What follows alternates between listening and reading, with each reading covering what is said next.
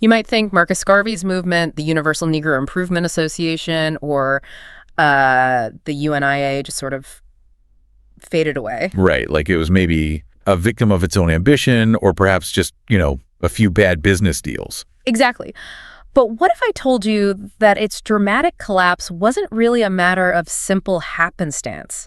What if it was actually, well, a meticulously orchestrated takedown, a kind of multi-front war waged by the very forces it dared to challenge? That's the core question, isn't it? That's what we're really diving into today. We're unraveling the story of Marcus Garvey. I mean, one of the 20th century's most pivotal, but also paradoxically most targeted Black leaders. Indeed. And the UNIA, it gets dismissed sometimes in the history books, maybe as just a failed business venture. Unfairly so, it seems. Completely. It was so much more. It was this profoundly sophisticated, truly global program aimed at political, economic, and psychological liberation for Black people everywhere. The scope was just breathtaking, really. It really was. The ambition was enormous. And the central argument we're going to explore throughout this deep dive is precisely that. The UNIA's eventual downfall wasn't accidental. It looks like the result of a coordinated campaign. A deliberate strategy, yeah. Primarily by the U.S. government, you could argue, but also alongside powerful international colonial interests. Because they saw Garvey's ideas, his economic nationalism, this call for global Black unity. They saw it as a direct threat, maybe even an existential one, to the whole capitalist racial order of the time. He wasn't just some radical voice shouting in the wilderness to them. No, he was seen as a genuine challenger, someone who could actually disrupt their established power. And this formidable campaign against him, it wasn't just external pressure from governments, right? It was also amplified internally. Oh, significantly. Yeah. You had these bitter ideological clashes with other established Black intellectuals of the era, people who had very different ideas about the path forward. So it really was a multi-front war. Absolutely. Almost meticulously designed, it seems, to dismantle his movement piece by piece. So our mission for you, our listener, today is to try and deconstruct how Garvey's really powerful ideology got publicly reframed, how it ended up being dismissed as, well, dangerous fanaticism. We'll trace his formative experiences, try to analyze the truly groundbreaking parts of his movement, detail that relentless multi-front war waged against him, and finally assess the profound, the enduring influence of his legacy. Because it really did endure. And in doing that, we're directly challenging that simplistic fanatic label. We want to give you a more nuanced understanding of this complex, visionary figure whose true impact, we think, was deliberately obscured for decades. Yeah, let's get into it. Okay, so to really get Garvey, you have to go back, right back to his beginnings, to colonial Jamaica. Exactly. We need to travel back to the soil of his birth. Marcus Messiah Garvey Jr., born August 17, 1887, in St. Anne, Jamaica. And you really have to picture what that society was like. You do. Imagine growing up where every single aspect of your life, your social standing, your job prospects, even how people saw your basic worth, was explicitly, rigidly determined by the color of your skin. A stark racial hierarchy. Absolutely. That was colonial Jamaica, just baked into the system. And his parents, they had skills, but even so, they were near the bottom of that racial ladder simply because of their ancestry. Precisely. His father was a stonemason, his mother a domestic worker. That put them in what was called the petit bourgeois class, sort of a lower middle class. So they had some independence, some skills. Right, but as a Black family of full African descent, they were still very much positioned at the lower end of that rigid social hierarchy.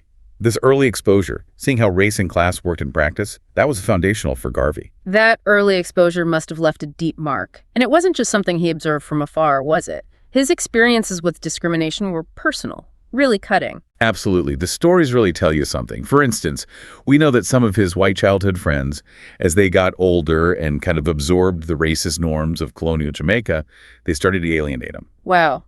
So friends turning away just because of race. Yeah. That direct personal rejection, seeing those relationships change as he grew up, that was incredibly impactful. It wasn't just a theory he read in a book. It was a wound he felt personally. And you can see how that kind of lived experience would shape his later separatist ideas. Definitely. It contributed to his conviction that maybe true equality, real integration, just wasn't possible within those existing white-dominated structures. He saw how racial lines hardened. So his understanding of race was forged in personal pain, but also societal observation. But he was also gaining practical skills that became crucial later. Yes, his practical training started incredibly early. At just 14, Garvey began an apprenticeship at a printing shop. 14, that's young. It is. And this was much more than just a job. It gave him vital technical skills: typesetting, layout, running the presses, understanding distribution. The tools of the trade for communication. Exactly. Skills that became absolutely essential for his later journalism, his powerful propaganda efforts, his ability to spread ideas to the masses. He basically mastered the technology of influence decades before many others fully grasped its power. So he was literally learning how to spread a message from his teenage years. Then he moves to Kingston, the capital, rises quickly, becomes a foreman at a printing company. But that brought new challenges too, right? That's right. Kingston was where his political awakening really deepened. He saw the harsh realities of urban labor up close. And he got involved directly. He did. In 1908, he led an unsuccessful strike of printing workers. They wanted better wages, better conditions. Unsuccessful, though. Yeah, and it wasn't just a setback. It actually got him blacklisted as a troublemaker in the industry. Wow. So trying to organize cost him dearly. It did. And that experience further intensified his anger, his awareness of the deep social inequalities in Jamaica. He saw the power imbalance between labor and capital, how vulnerable black workers were.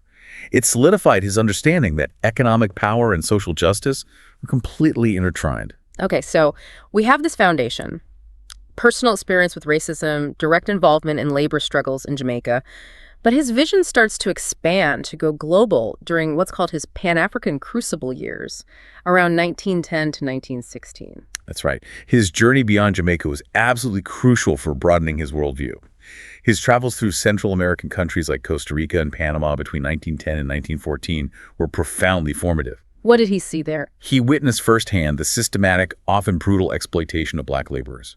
On vast plantations, huge construction sites, often run by massive white-owned corporations, like the infamous United Fruit Company. So similar patterns of exploitation, just in a different place. Exactly. He saw black people from different Caribbean islands, even from parts of Africa, all suffering under similar oppressive economic systems. It hit him. This struggle wasn't just Jamaican. It was transnational.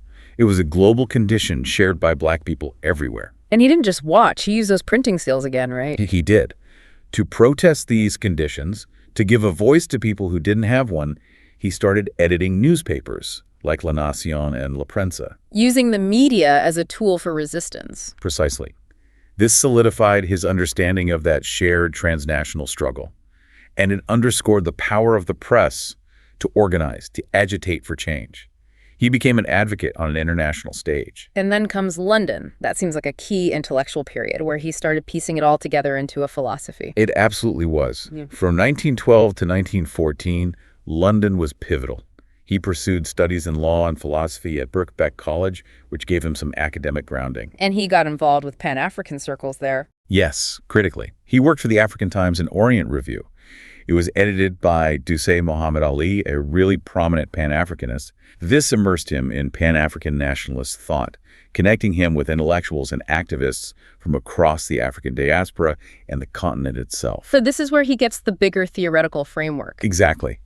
London provided the intellectual tools to understand and articulate the global nature of black oppression and liberation. He moved beyond just reacting to incidents to analyzing the whole system. And it was in London, reading a specific book, that sparked his really grand vision, the one that shifted his entire focus. That's the story. During this time, he read Booker T. Washington's autobiography, Up from Slavery. Now, Washington, advocated for black economic self-help, vocational training, but mostly within the American system. Working within the existing structure. Right. But Garvey reads this, and it triggers something profound, almost a revelation. He asks himself this fundamental question: where is the black man's government? Where is his king and kingdom? Wow, that's a huge leap. It was. It wasn't just rhetoric. It was the catalyst. It shifted his focus completely from just protesting injustice to this grand, ambitious vision of actual self-determination, of nation building for black people globally. He saw the need for sovereign black power. So he returns to Jamaica, fired up with this vision. And on August 1st, 1914, he co-founds the UNIA, the Universal Negro Improvement Association, and African Communities League with Amy Ashwood. Initially, it's kind of modeled on Washington's ideas. In some ways, yeah. Initially conceived as a fraternal organization focused on racial uplift, education, self-help. But it wasn't an immediate hit in Jamaica, was it? No, it really struggled to gain traction there at first. He faced significant opposition, particularly from the lighter-skinned colored class. That internal colorism again. Exactly. In that deeply stratified colonial society, many were reluctant to identify as Negro. They often sought acceptance or integration, however limited, into the existing white power structure. Identifying with Garvey's more radical, black-centric vision was seen as a step backward by some. So that ingrained colorism was a major hurdle.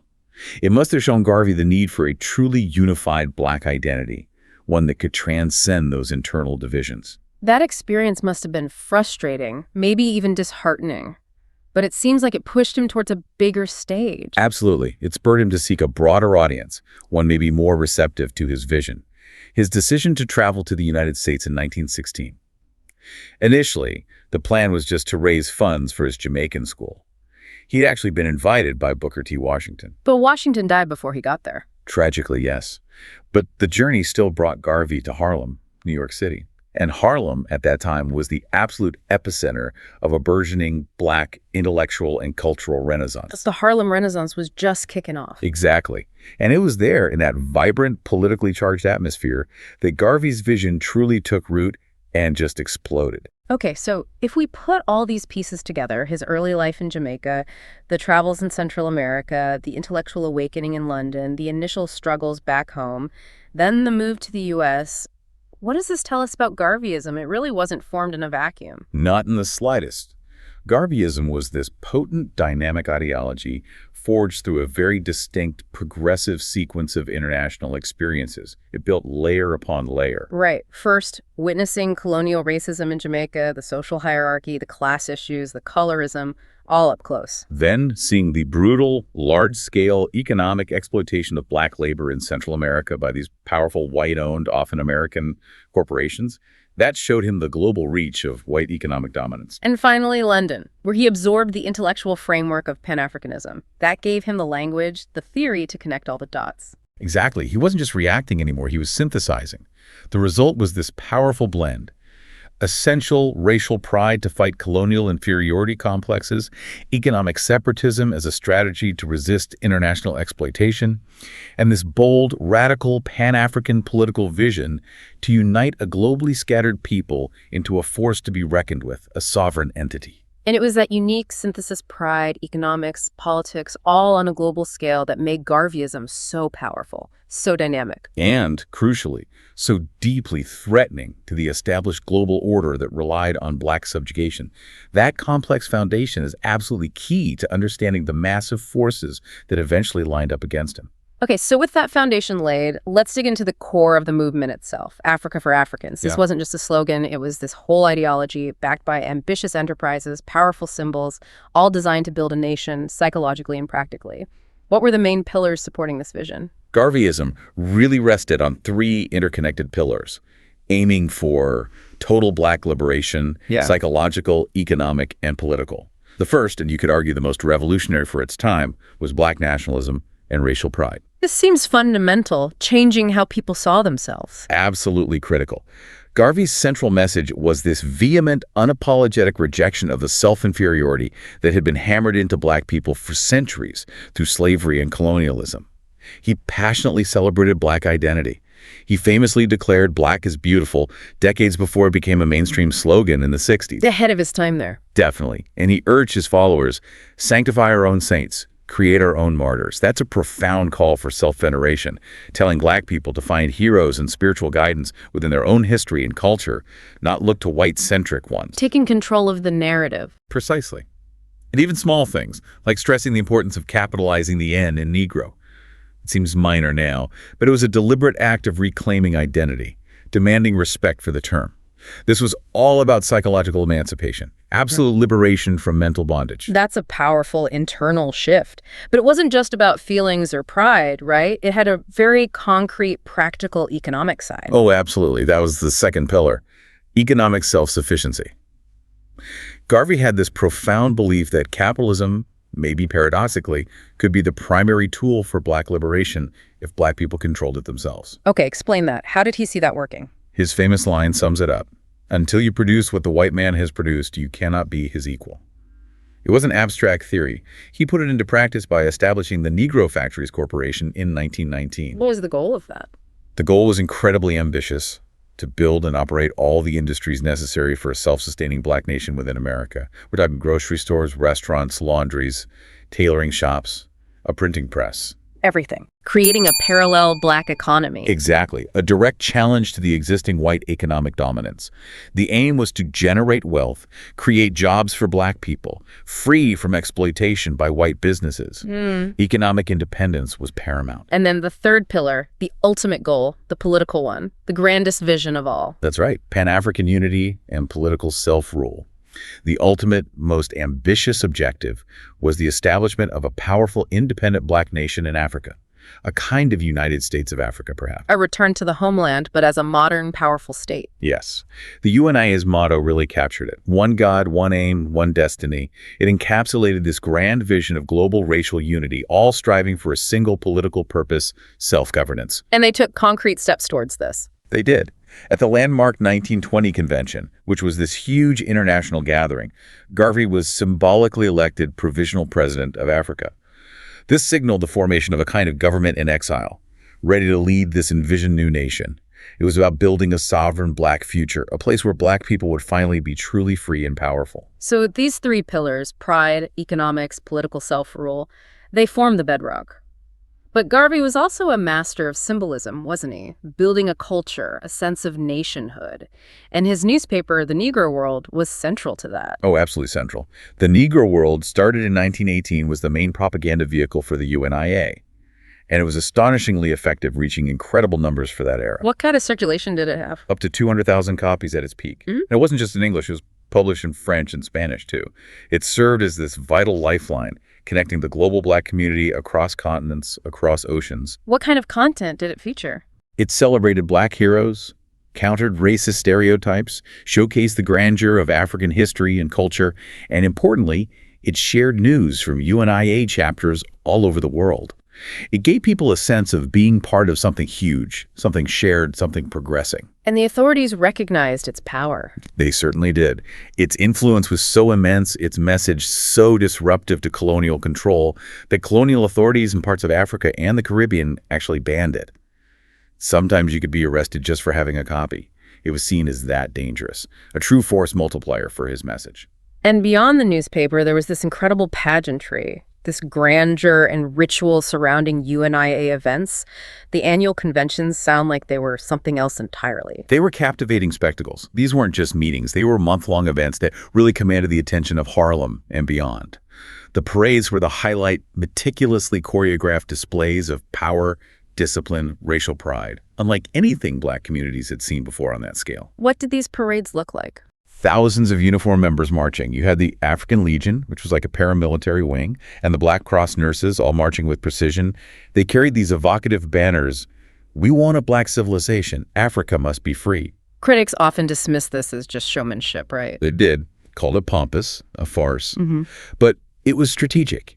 It was an intentional effort to instill a profound sense of nationhood, discipline, collective identity into people who had been systematically denied those symbols, stripped of their heritage, pushed to the margins. It was nation building through powerful emotional spectacle, creating a visual language of power. He also very skillfully wove religious language into his political and economic message, making it feel almost like a divine mission for his followers. That must have added immense spiritual weight. It absolutely did.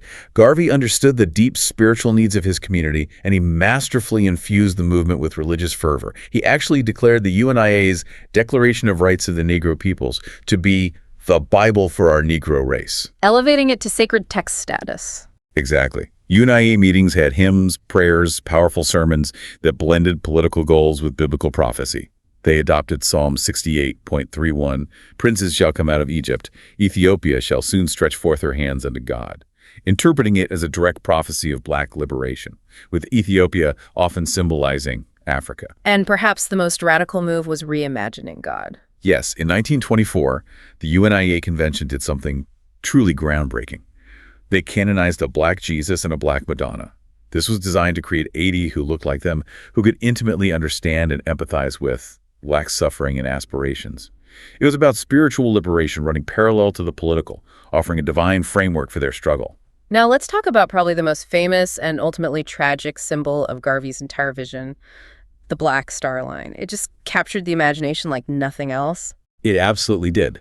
Established in 1919, the Black Star Line, BSL, was Garvey's most celebrated, most visible project, a testament to his sheer audacity and vision.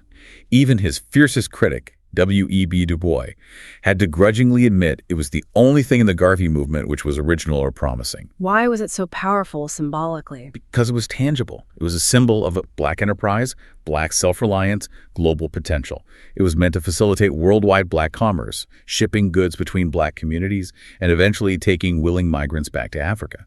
Just the sight of Black-owned ships, captained and crewed by Black men, sailing the oceans, it generated an immense pride. It was an incredibly potent recruitment tool, a moving manifestation of the dream. A dream made real, sailing on the seas. But despite that incredible symbolic power, the Black Star Line quickly turned into, well, an economic disaster. What actually went wrong on the operational side? Yeah, economically, it was a catastrophe. Garvey and his team, for all their passion and vision, they just lacked practical experience in the incredibly complex maritime industry. It wasn't just bad luck, it was a series of terrible decisions and circumstances. Like what specifically? Well, they bought old, rundown ships at hugely inflated prices.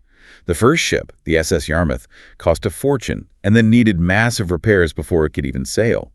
There was clear evidence later of corruption officials like Captain Joshua Cockburn taking bribes for these bad deals. Fab ships, bad deals.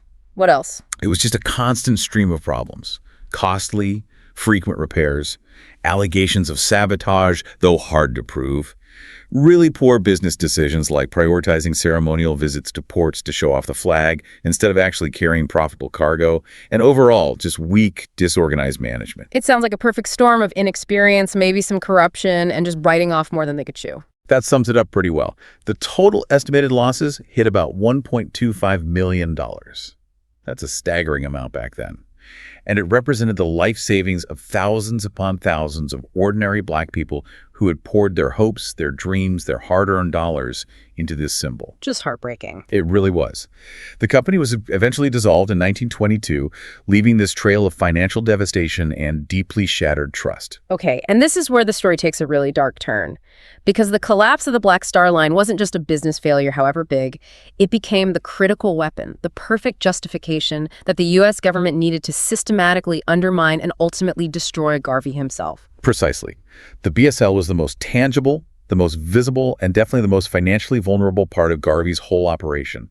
And what's absolutely crucial to understand is that the government's intent to target Garvey actually came before the BSL's worst failures were even fully apparent. Really? They were already after him? Oh, yes. Memos from J. Edgar Hoover, going back as early as October 1919, show that the Bureau of Investigation, the BOI, the forerunner to the FBI, was actively looking for ways to prosecute Garvey for fraud, specifically related to the Black Star Line. And the explicit goal, even then, was deportation. So the goal was set before the evidence was fully there. They were waiting for him to fail. It certainly looks that way. The intent, the strategic objective to get rid of him was firmly in place. The BSL's genuine mismanagement, the documented financial mess that just provided the perfect, ready-made, factual basis for the legal attack they already wanted to launch. So the government didn't necessarily have to invent crimes. They just had to wait for Garvey's ambition to outrun his ability to manage it all and then pounce. Exactly. They just needed that opening. The mail fraud charge, for instance, the one that stuck, was about advertising and selling shares for a ship, the Orion, later to be the Phyllis Wheatley, that the company was still only negotiating to buy. They didn't legally own it yet. A technicality almost, but enough for a fraud charge. Right. It effectively transformed this complex story of business struggles, maybe mismanagement, maybe even some shady dealings by subordinates, into a simple, easy-to-prosecute case of fraud. Keep it simple for the jury. So the BSL's spectacular failure was absolutely pivotal for the government's strategy. It let them frame what was essentially political persecution as just, protecting consumers, protecting the investors. It gave them the perfect cover. And at the same time, the financial disaster itself dealt a devastating blow to the movement. It wiped out the main economic engine of the UNIA. It shattered the trust of countless followers who'd lost their savings. It gave ammunition to his critics within the Black community too, right? Absolutely. It provided figures like W.e.b. Du Bois and A. Philip Randolph with the proof they needed to publicly label him a laughingstock, a swindler. It legitimized their attacks. So in this really tragic, symbolic way, the sinking of Garvey's ships led directly, methodically, to the political and personal sinking of Marcus Garvey himself. That dream of the Black Star Line, that economic self-sufficiency, it was all deeply tied into Garvey's bigger back to Africa philosophy. For many people, that was the core, maybe the most radical part of Garveyism. How did he actually envision this return to Africa? What was driving it? Well, his separatist philosophy came directly from his own life experiences, his deep conviction that white America would never genuinely allow true integration, never grant authentic equality to Black people. He saw Black people in the West as a permanent racial minority, always destined for oppression, discrimination, economic exploitation, unless they built their own sovereign nation, free from white control. So it was about escaping that inevitable oppression. Yes, but it's important to understand how he reframed the Back to Africa idea. It wasn't entirely new. There were 19th century movements like the American Colonization Society, but their motives were often questionable, sometimes even racist. Garvey's vision was different. Fundamentally different. For him, it wasn't just about escape or removal. It was a transformative act of nation building, of racial redemption. It was about establishing a powerful, modern, global Black empire rooted in Africa. His rallying cry really said it all. Africa for Africans at home and abroad. It was proactive, not just reactive. Building something new and powerful, a true homeland. And there's a key nuance here that often gets missed, isn't there? He wasn't literally saying every single Black person should pack up and leave tomorrow. That's a really important point, and often misunderstood. Garvey himself stated clearly, "I have no desire to take all Negroes back to Africa. There are just as bad Negroes here as there." His plan wasn't some chaotic mass exodus. So what was the plan? It was more strategic. He envisioned a vanguard, a group of pioneers, skilled people, engineers, doctors, teachers, farmers, technicians returning first to build the foundational infrastructure for a new, independent Black state. It was about laying the groundwork, strategic development for a future African empire, not just emptying out the diaspora, building a modern nation with Black expertise. And for this incredibly ambitious plan, Liberia seemed like the obvious choice. A nation founded by formerly enslaved Americans. It looked like the perfect fit, symbolically and practically. It did. Liberia held huge appeal.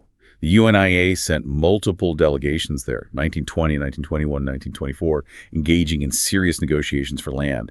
They were meticulously planning for settlement. And they actually reached an agreement, didn't they? At least initially. It seems so. An initial agreement was reportedly signed with Liberia's president at the time, Charles D.B. King, promising vast tracts of land for the Garveyites to settle and develop. For a moment, it genuinely looked like the dream of a Black nation in Africa was within reach, tangible. But then suddenly, very publicly, the Liberian government slammed the door shut in 1924. It was a huge blow, a critical turning point for the movement. What happened? Why did the Liberia plan collapse so abruptly? It was complex, a convergence of factors really reflecting the tough power dynamics of that era.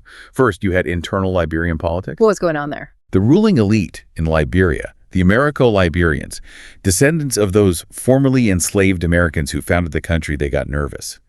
They feared that a big influx of educated, politically aware African Americans and West Indians, fired up with Garvey's radical ideas, would threaten their own political control. They were worried about being overthrown themselves. Essentially, yes. There was even an intercepted UNIA report noting the Liberian politicians' specific fear that the Garveyites would oust them from power and potentially expose their own exploitation of indigenous African tribes, which was an ongoing issue. So they were protecting their own fragile power base. So fear of internal disruption. But it wasn't just internal politics, was it? International pressure played a massive role, too. Huge. The pressure from colonial powers, especially Britain and France, was immense and relentless. They controlled vast territories surrounding Liberia. And they saw Garvey as a threat to their empires. A grave threat. His fiery anti-colonial rhetoric, his plans for a strong, unified Africa that was dangerous to them. A successful, independent Black nation led by Garveyites could inspire rebellions across their colonies. So they leaned hard on the Liberian government diplomatically, probably economically too, to reject the UNIA plan. It shows how interconnected global power was and how scared European powers were of Black self-determination. And then, adding insult to injury, American corporate interests basically sealed the deal. Absolutely. This might have been the final nail in the coffin. The very land that had supposedly been promised to the UNIA was instead leased to the Firestone Tire and Rubber Company. Firestone for rubber plantations. Exactly. And this deal was sweetened by a significant loan to Liberia from a Firestone-affiliated company. It's a chillingly clear example of American corporate imperialism trumping black self-determination. Rubber for American tires was ultimately deemed more important than a homeland for black people. Okay, let's just pause and attack that for a second. The failure of the Liberia Plan, it really highlights this incredibly painful contradiction at the heart of the whole back to Africa idea back then. What does it tell us about the bigger picture? It reveals this profound, almost cruel catch-22. The very forces of global white supremacy, colonialism, corporate greed, racism that made the idea of returning to Africa seem so necessary, so appealing for black liberation. Were the exact same forces powerful enough to stop it from actually happening? Precisely. Africa in the 1920s wasn't some empty continent waiting for the diaspora. It was already carved up, partitioned, tightly controlled by the same imperial powers Garvey was trying to escape and challenge. So he was caught in this impossible bind. Can't get free where you are, can't build freedom elsewhere because the same powers control that space too. Exactly. Yeah. He couldn't achieve real self-determination within the white-dominated West, but he was also blocked from building a new world outside it by those identical global power structures. This wasn't just a failed negotiation or a strategic mistake. It was a profound testament to how stacked the deck was against his project at that specific historical moment. A really poignant reflection of the overwhelming, interlocking systems of power he was up against. So with the Liberia dream dashed, the Black Star Line sinking financially, it really felt like the start of this multi-front war against Garvey, and right at the center of that assault was the federal government, specifically J. Edgar Hoover and this deliberate deportation plot. This wasn't just the government reacting, it sounds like a proactive, insidious campaign from the start. Oh, absolutely proactive. From as early as 1918, the Bureau of Investigation, the BOI, the precursor to the FBI, they started systematically monitoring Garvey. And J. Edgar Hoover, who was then head of the General Intelligence Division, took a particularly personal, aggressive, almost obsessive interest in Garvey and everything he did. He saw Garvey as a major threat. A direct threat. To the racial order, yes. But also, you could argue, Hoover saw busting Garvey as a way to advance his own career. And the timing, the political climate, made it easy to paint Garvey in a certain light. Right. The post-World War I Red Scare was in full swing. Exactly. A period of intense fear of communism, radicalism. So Garvey, with his mass following, his calls for black self-rule, his anti-colonial talk, he was strategically labeled a radical, a prominent Negro agitator. Hoover's official reason for the surveillance focused on Garvey's speeches, his economic programs, and especially the Negro World newspaper. Hoover falsely claimed it endorsed Russian Sovietism and advocated Bolshevism. Trying to link him to the biggest bogeyman of the era. Clearly, a calculated move to make him seem like an enemy of the state in the public's mind, to justify going after him. But the truly chilling part is the explicit objective stated internally, years before any actual charges were filed. It wasn't just monitoring. No, the intent was crystal clear. There's a BOI memo from September 1919 that explicitly lays out the objective. Find sufficient grounds against Garvey to warrant deportation proceedings. Find grounds for deportation, not investigate a crime, but find a way to deport him. Precisely. And even more damning, Hoover's own memo from October 1919 specifically suggests using the Black Star Line fraud charges as the pretext, the means to achieve that predetermined goal of deportation. Wow. So the plan to deport him using BSL fraud existed long before the case was even built. It clearly demonstrates the government's intention. They weren't looking for justice. They were looking for an excuse to neutralize someone they saw as a dangerous threat.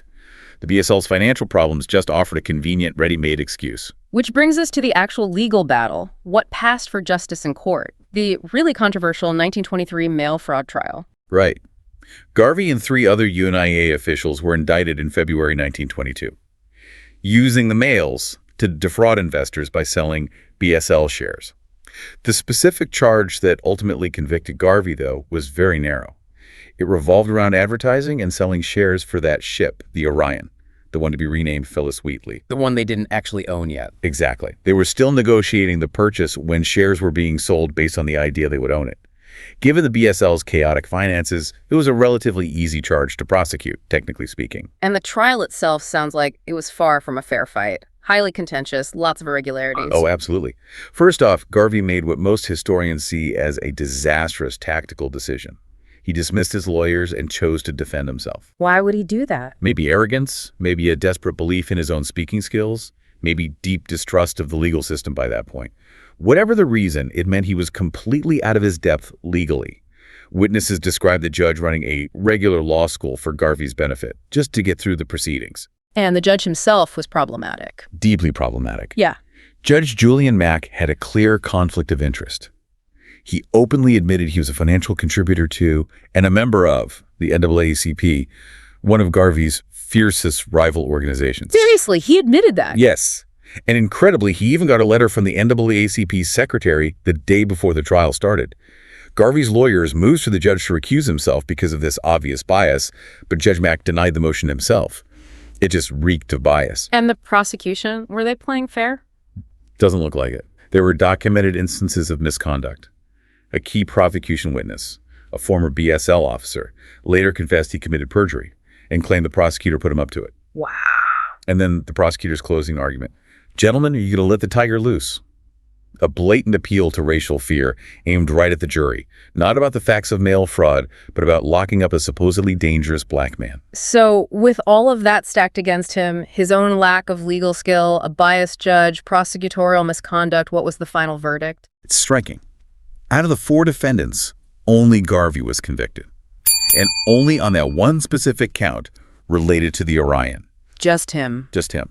And he got the maximum sentence. 5 years in federal prison and a $1,000 fine. He was sent to the Atlanta Federal Penitentiary in 1925. President Calvin Coolidge eventually commuted his sentence in 1927, but he wasn't freed. He was immediately put on a ship and deported back to Jamaica. So the deportation goal was achieved. Exactly. The conviction is widely seen by historians as politically motivated, using the legal system to eliminate a political threat. The fact that he received a posthumous pardon in 2025, finally acknowledging the injustice, really underscores that. The legal process was just the mechanism to get him off American soil. Beyond the relentless federal pursuit, Garvey also faced intense, coordinated opposition from within the black community itself. From established intellectuals and leaders, this was a real house-divided situation, wasn't it? A battle over the right path for black liberation. It was incredibly complex, often very bitter, marked by deep ideological disagreements, yes, but also personal animosity, and you can't ignore the undercurrents of class and colorism differences within the black community at that time. Let's take W.e.b. Du Bois and the NAACP, for example. Huge figures. How did they clash with Garvey? Du Bois was a towering intellectual, advocating an integrationist philosophy. Full citizenship, political participation within America, led by what he called the talented 10th, an elite of educated black leaders. He saw Garvey's separatism as fundamentally defeatist, like giving up on America. And he viewed the UNIA's grandeur, the titles, the uniforms, the parades, as just a farce, almost an embarrassment to the race. And the conflict got nasty, really personal between them. Whoa, incredibly vitriolic. They exchanged truly scathing insults. Du Bois famously called Garvey the most dangerous enemy of the Negro race, even insane or a traitor, and made cruel comments about his appearance, calling him an ugly, fat little black man. Wow. And Garvey fired back. He did. He attacked Du Bois for his lighter complexion, accusing him of being detached from the black masses, calling him a monster who didn't understand the struggles of darker-skinned black people. And crucially, Du Bois used his influential magazine, The Crisis, to publish a devastating expose on the Black Star Line's financial problems. Which basically handed the government ammunition on a silver platter. Exactly. Whether intentional or not, it directly aided the government's case against Garvey, legitimizing their investigation in the eyes of many. And then there was a Philip Randolph, another major figure, but coming from a different angle. Right. Randolph was a prominent socialist, a labor leader. He initially showed some cautious support for Garvey, but quickly became one of his harshest critics. From his socialist viewpoint, Randolph saw Garvey's black capitalism as pure illusion. He argued a small, underfunded black business like the BSL could never realistically compete against the power of white monopoly capital. So a class analysis critique. Yes. Randolph, along with his colleague Chandler Owen, spearheaded the aggressive Garvey Must Go campaign through their magazine, The Messenger. They held public meetings, loudly demanded Garvey's deportation, calling him a menace, a traitor to the race. They saw him as distracting from the real fight, the class struggle, and maybe even harming the cause. Okay, now we have to talk about perhaps the most shocking and ultimately self-destructive political move Garvey made. The one that alienated so many people and gave his enemies their most powerful weapon. His meeting with the Ku Klux Klan, it just seems unfathomable. It was. June 1922, Garvey meets Edward Young Clark, who was the acting imperial wizard of the KKK in Atlanta. The news sent shockwaves of pure outrage and total bewilderment through Black America. What was he possibly thinking? What was his rationale? His logic, however paradoxical and flawed it seems now, was this. Both the UNIA and the KKK believed in strict racial separatism. So he reasoned they shared a common goal, even if for opposite reasons. The Klan wanted an all-white America, Garvey wanted a powerful Black Africa. He saw them as an honest enemy, compared to white liberals offering false promises. That seems to be part of it. He felt white liberals made promises of integration they never intended to keep. He saw the KKK as representing the true feelings of white America, the invisible government, as he put it. He thought engaging them was a necessary, pragmatic political move. Maybe he thought he could convince them that supporting his Back to Africa plan served their own separatist goals. A cold, calculated, but ultimately disastrous political gamble. Catastrophic is the word. It horrified the vast majority of African Americans who rightly saw the KKK as their most violent, hateful oppressor. It gave his enemies the most damaging piece of propaganda imaginable. It must have supercharged the Garvey Must Go campaign. Absolutely. It allowed critics like Randolph and Du Bois to legitimately label him an open ally of the Ku Klux Klan, a racial traitor. It severely alienated many of his own loyal followers who just couldn't square this meeting with the UNIA's message of Black pride and defiance. It shattered his credibility beyond repair in many circles, a wound the movement arguably never fully recovered from. So, if we try to connect all these threads, the systematic sinking of Marcus Garvey wasn't just one thing. It wasn't just the government or just bad business deals or just his rivals. Yeah, it was really the perfect storm. A convergence of four distinct, powerful forces, sometimes even contradictory ones. First, you had the overwhelming power of the state, the FBI's relentless, premeditated pursuit. Then the legal system. Right, the manipulative force of legal power, biased courts, technical charges used for political ends. Third, the influential force of ideological opposition from within the Black community, prominent intellectuals who genuinely disagreed with his vision and methods. And finally, his own actions. Exactly. Garvey's own ill-fated political missteps, especially the BSL mismanagement and that disastrous KKK meeting. These forces didn't act alone. They interacted, amplified each other, creating this suffocating net that Garvey just couldn't escape. It really shows how a powerful, entrenched system defends itself, doesn't it? Using external pressure, exploiting internal divisions. It's a sophisticated assault. It's a masterclass in neutralization, unfortunately. The FBI identifies the threat, lays the groundwork. Then internal opponents attack his programs publicly, creating scandal, effectively calling for government action. And Garvey's own mistakes give both the government and his critics the concrete evidence, the moral outrage they need to act. Precisely. And finally, the legal system, clearly influenced by politics and bias, delivers the final blow: conviction, imprisonment, deportation. So it really wasn't just the government that sank Garvey. It was this complex, resonant process. The FBI's goals were legitimized by Black critics. Those criticisms were validated by Garvey's errors. And the courts put the legal stamp on what was, at its core, a political takedown. That intricate, devastating interaction, that's the real multifaceted story of how Marcus Garvey was sunk. But remarkably, his ideas proved much harder to sink. Absolutely. Despite all those concerted efforts to dismantle his movement, to discredit him personally, to label him a fanatic, a dangerous, irrational figure, his ideas proved incredibly resilient, profoundly influential. This final part really refutes that fanatic label by tracing the specific, logical, enduring impact his philosophy had. Let's start with Rastafari. How did Garvey become a revered prophet in that faith? It's one of the most fascinating legacies. Garvey is genuinely revered as a central prophet within Rastafari, often considered second only to Emperor Haile Selassie himself. And it connects back to a specific prophecy he made. Yes, his famous words uttered years earlier. "Look to Africa where a Black king shall be crowned, for the day of deliverance is at hand." When Rastafari Makonnen was crowned Emperor Haile Selassie of Ethiopia in 1930, the earliest Rastafarians in Jamaica saw this as the direct fulfillment of Garvey's prophecy. It gave divine legitimacy to their burgeoning faith. So Garveyism provided the foundation. Profoundly. It shaped the Rastafari worldview across critical areas. Spiritually, with the concept of a Black God, historically focusing on Ethiopia as the promised land, politically through its powerful Pan-Africanism, socially with the call for repatriation to Africa, and culturally with the emphasis on Black identity, heritage, using art for re-education.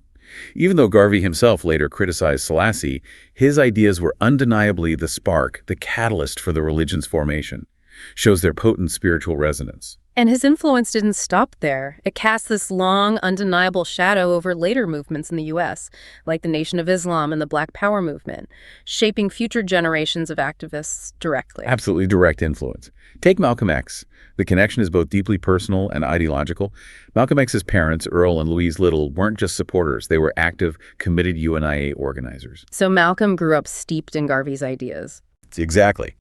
Garvey's core principles, economic self-sufficiency, unapologetic racial pride, separatism as a path to power, self-defense, they became foundational of Malcolm's own philosophy.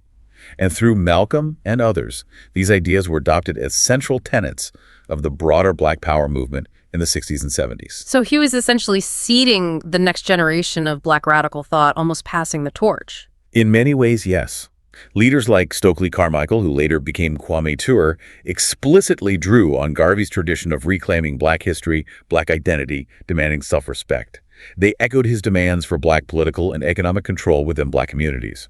Own your destiny. Define yourselves. And the push for Black-owned businesses. Garvey's pioneering vision there, even with the BSL's failure, served as a direct precursor. The Black Power movement's call for community control, for owning businesses and institutions in their own neighborhoods, that has deep Garveyite roots. His ideas proved incredibly practical, adaptable across different times and contexts. And the echoes went far beyond the U.S., didn't they? Across the Atlantic, throughout the Caribbean, proving his truly global vision and impact. Definitely. His powerful Africa for Africans message, his unwavering call to end colonial rule. That directly inspired a whole generation of African nationalist leaders who eventually led their countries to independence. Like Nkrumah in Ghana. Kwame Nkrumah is the prime example, Ghana's first president. He publicly acknowledged his deep political debt to Garvey.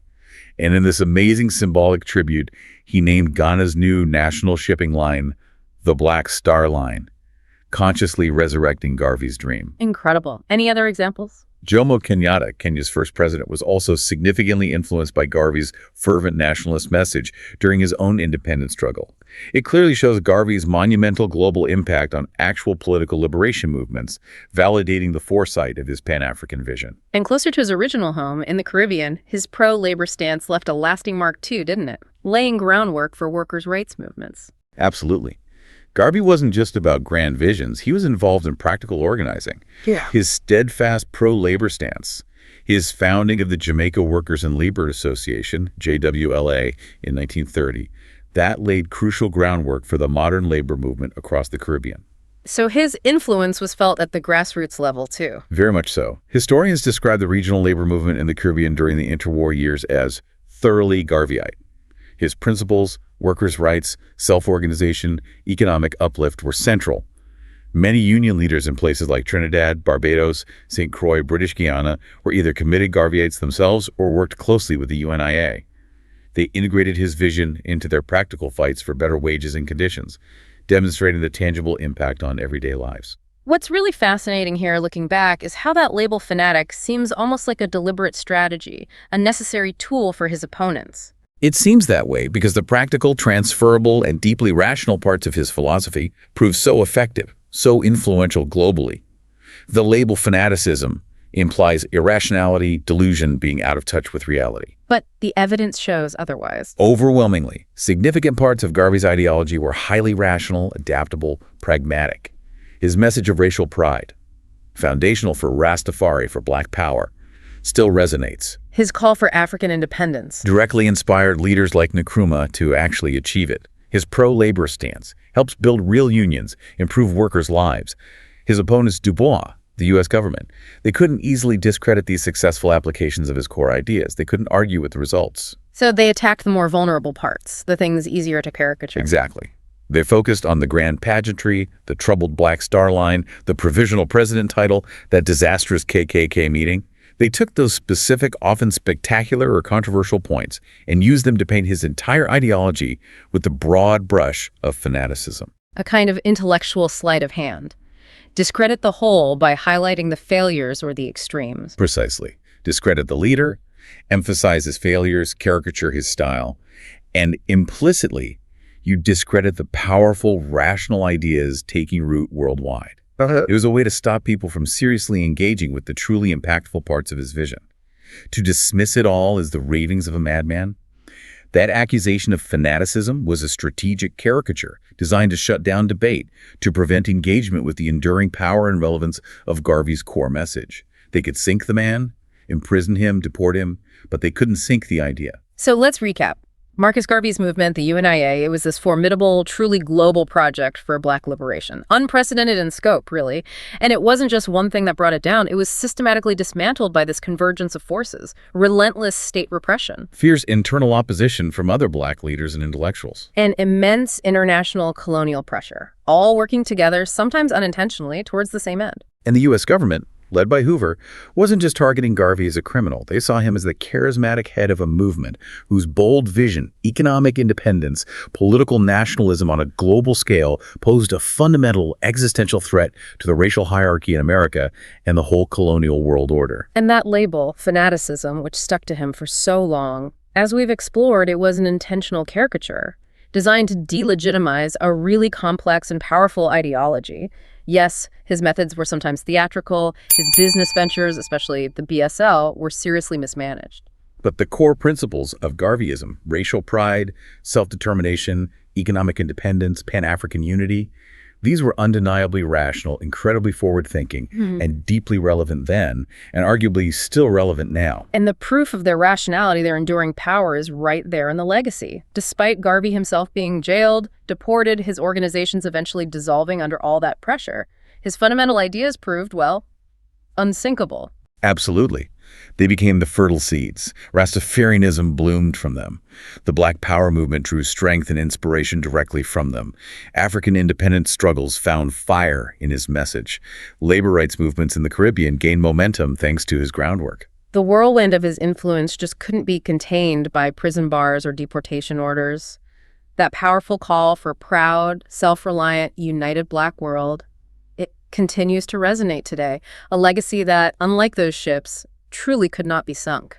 Which leaves us with a final thought, doesn't it? What does Marcus Garvey's profound, complex, and ultimately tragic story really tell us about the true cost of challenging established power? And maybe more importantly, what does it tell us about the enduring, unsinkable resilience of transformative ideas, even when the person who conceived them is silenced and maligned? This story isn't over. Subscribe to carry it forward.